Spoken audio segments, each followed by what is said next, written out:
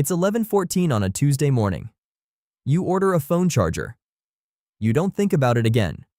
You go back to work. At 6:40 that evening, it's on your doorstep. In those 7 hours, that charger was pulled from a shelf by a robot, packed, labeled, sorted by destination, driven to a building near your neighborhood, sorted again into a route, loaded onto a van in a specific position based on the order of stops, and carried to your door by a driver who had somewhere between 1 and 2 minutes to spend on you before falling behind. And here's the part that should reframe the whole thing. Almost none of that was the hard part. The hard part happened weeks earlier, when a forecasting system decided that someone in your zip code was probably going to want a phone charger and moved one to a warehouse 40 minutes from your house, before you knew you needed it. Amazon same-day delivery isn't a fast shipping option. It's a bet placed on you, in advance, by a machine that moves inventory toward demand it hasn't seen yet. The 7 hours you noticed are just the part where the bet gets collected. Before any of the numbers make sense, you need to know that Amazon warehouse isn't one building. It's 4 completely different kinds of building, each doing a different job, and a package moving same day may touch 3 of them in a single afternoon. The first is the fulfillment center. This is the giant one, the multi-million square foot building people picture, holding millions of individual items. Some of the newer robotic sites run over 3 million square feet across multiple floors, with machines that can lift well over 1,000 pounds. This is where your item is stored, picked, and packed. It is not, however, anywhere near your house. Fulfillment centers are placed for storage economics, not for proximity to you. The second is the sortation center. Packages arrive here already boxed and labeled, and the entire job of the building is to sort them by final destination and consolidate them onto the right outbound trucks. No storage, no picking, just sorting at enormous speed. Amazon runs over 80 of these globally. The third is the delivery station. This is the small one you've probably driven past without noticing. A plain building in an industrial park near a residential area. Packages arrive sorted by region and get broken down into individual driver routes. When your package reaches a delivery station, it is typically hours from your door, not days. And the fourth, the one that makes same-day actually possible, is the micro-fulfillment center, sometimes called a Prime Now hub. These are small, deliberately placed inside or right beside population centers, and they don't stock everything. They stock the fastest-moving items for that specific area. Amazon's same-day service now covers well over 100 U.S. metro areas, and in select markets can deliver certain items in 1 to 2 hours. Notice what that structure actually is. It's not a warehouse network. It's a funnel that gets geographically smaller and faster at every stage. Millions of items in a building far away. Thousands of packages in a building closer. Hundreds in a building near you. One package in a van on your street. Every stage trades storage capacity for proximity. Same-day delivery is what happens when you're standing at the narrow end of that funnel. Here's the part that sounds impossible the first time you hear it. The delivery promise is made before anyone knows whether it can be kept. The moment you click buy, the system has to commit to a delivery window. And to do that, it works backwards from the doorstep. There's a fixed time your van needs to leave the delivery station. To make that, the package has to be sorted into a route by a certain time. To make that, it has to arrive at the delivery station by a certain time. To make that, it has to leave the sortation center on a specific truck. Every one of those deadlines is a hard cutoff, not a target, and each one is set by the one after it. That's why the order cutoff time exists, the moment on the website where same-day quietly stops being offered. It isn't arbitrary. It's the last point at which the chain of deadlines still closes. And the receiving end is just as tight. Packages don't trickle into a delivery station conveniently spread across a day. They arrive in waves, on trucks, all at once, and the building has a fixed number of sort positions and a fixed number of vans idling outside. The sort has to be finished before the drivers are scheduled to depart, because a van that leaves late doesn't just deliver its first stop late. It delivers its last stop late too, and every stop in between. Delay compounds down a route in a way it never does in a warehouse. There's also a constraint most people never think about: the loading order. Packages aren't thrown into a van randomly. They're loaded in a sequence tied to the route, so the driver isn't climbing over 40 boxes to find stop number 3. Get the loading sequence wrong and you haven't lost a package. You've lost several minutes at every single stop, which at the end of a route is an hour that doesn't exist in the schedule. Here's the first number that doesn't add up at first. Amazon operates over 1,000 fulfillment and distribution facilities worldwide, with well over 170 fulfillment and sorting facilities in the United States alone. That's not a shipping network, that's a real estate portfolio. And it's still growing in a direction that looks, on the surface, financially irrational. Amazon committed $4 billion to tripling the size of its rural delivery network, expanding same-day and next-day service to over 4,000 smaller cities, towns, and rural communities.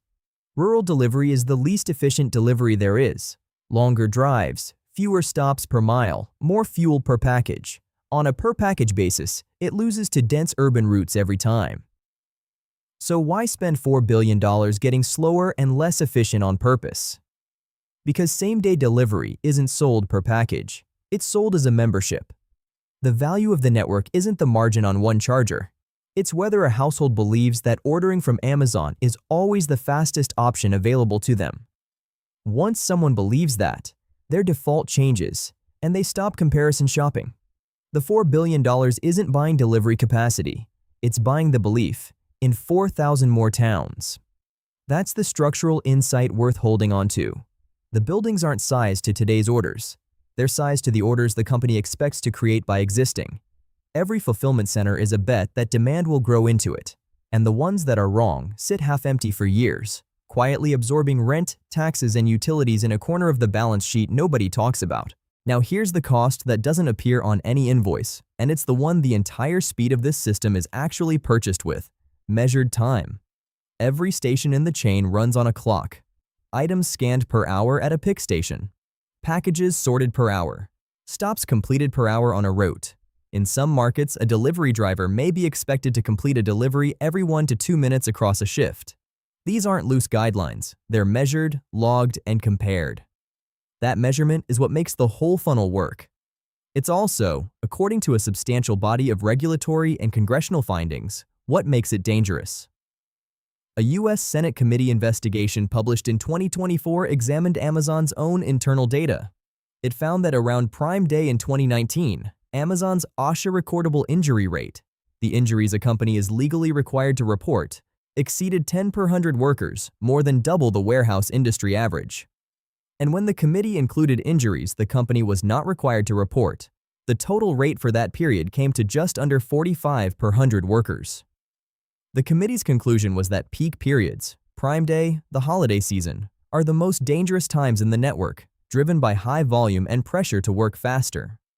Separate reporting has found similar patterns on the delivery side, with injury rates for drivers and for workers at sortation centers and delivery stations rising sharply year over year in the early 2020s.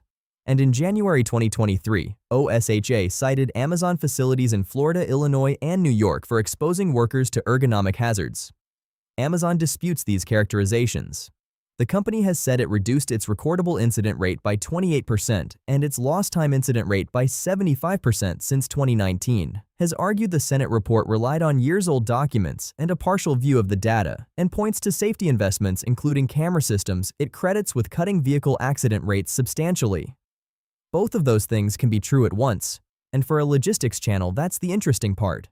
The dispute isn't really about whether the work is measured. Everyone agrees it is.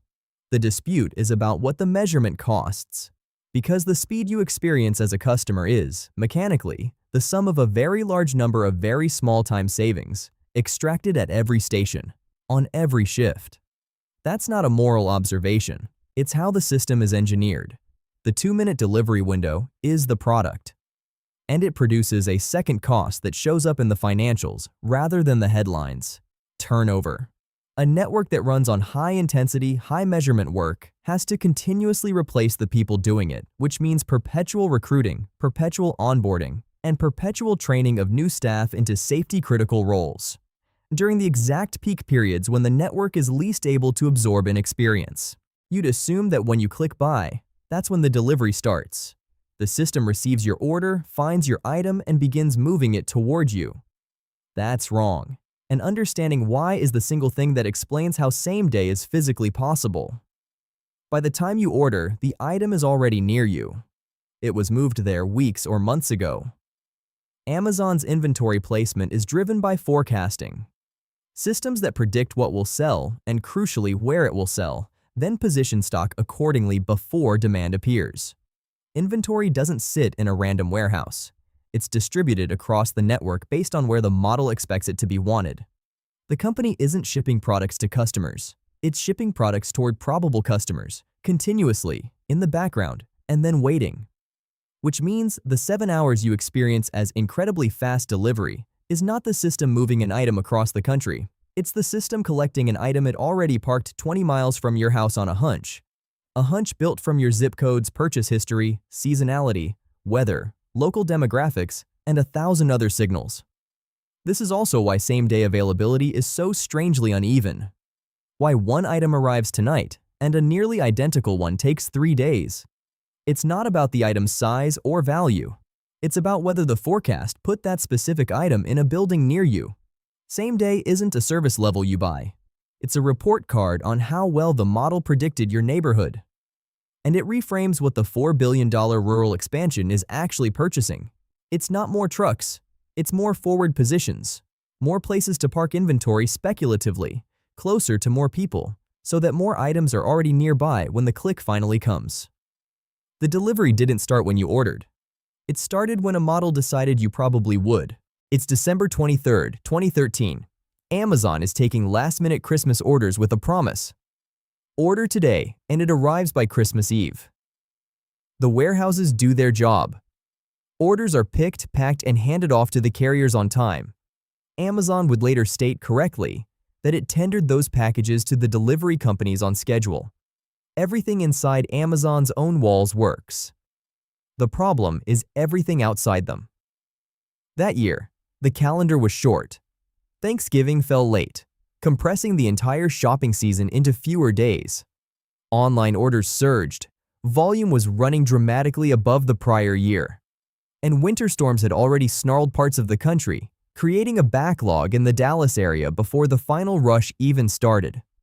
UPS had planned for roughly 7.75 million air packages on December 23rd.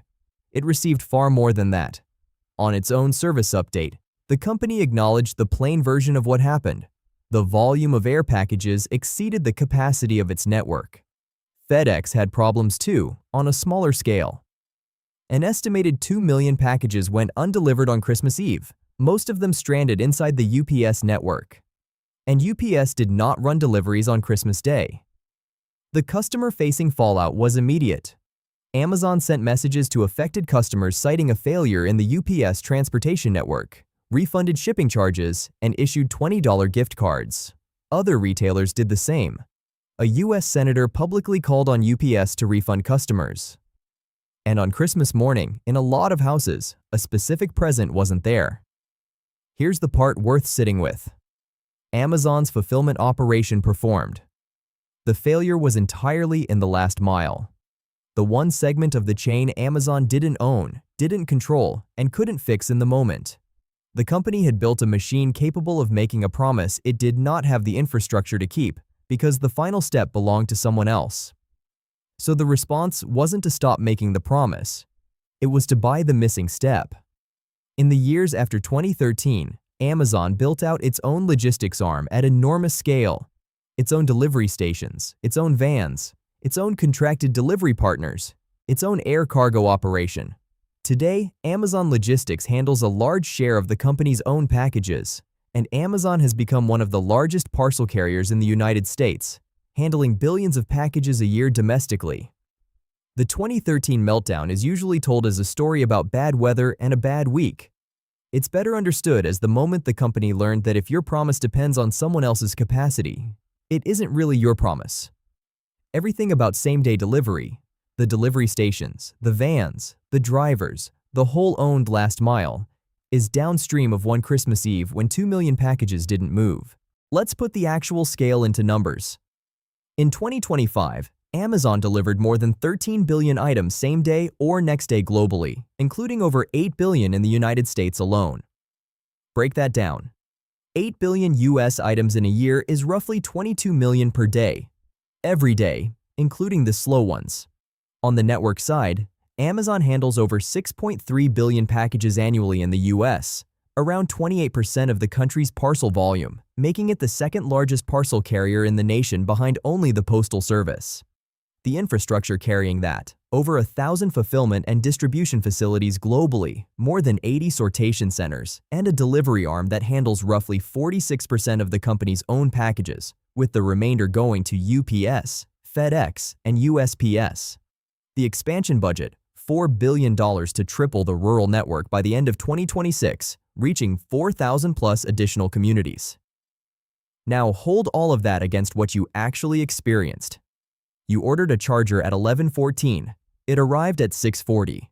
From where you were standing, the entire system was one van and one driver and about 7 hours. Underneath that were 1,000 buildings, a forecasting model that placed the item near you weeks in advance, 3 separate sorting operations, a fixed chain of cutoff deadlines, and a delivery network built specifically because a different network failed on Christmas Eve 12 years ago. Per package, the visible part of this system is a doorbell. The invisible part is one of the largest logistics operations ever assembled by a private company. The good day. Volume lands inside forecast. The item you want was correctly positioned in a micro-fulfillment center 11 miles away 3 weeks ago. The sortation center clears its wave with time in hand. The delivery station finishes its route sort before drivers are scheduled out. The vans are loaded in stop order, and the route runs at the planned pace with no redeliveries. You get a notification, the package is on the step, and you never think about any of it. The logistics operation is completely invisible, which, as always, is the definition of it working. The bad day. It's peak season.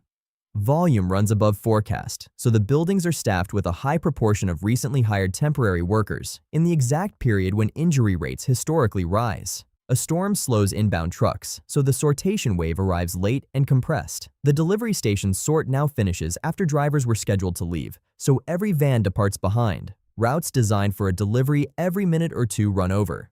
Some stops roll to tomorrow. And here's the compounding part. Tomorrow's volume doesn't shrink to make room. It arrives on schedule, on top of today's backlog. Nothing here is dramatic. There's no fire, no fog, no bankruptcy. It's a system with almost no slack absorbing an ordinary amount of bad luck, and the cost shows up as a few 100,000 packages arriving a day late, a spike in injuries that appears in a report months afterward, and a small number of customers who quietly stop believing that ordering from Amazon is always the fastest option, which is the only thing the $4 billion was ever protecting. Same-day delivery was never really about speed. It's about a machine that decided what you'd want before you did, parked it down the road, and waited. And the 7 hours you noticed were the only part of the journey that had anything to do with you.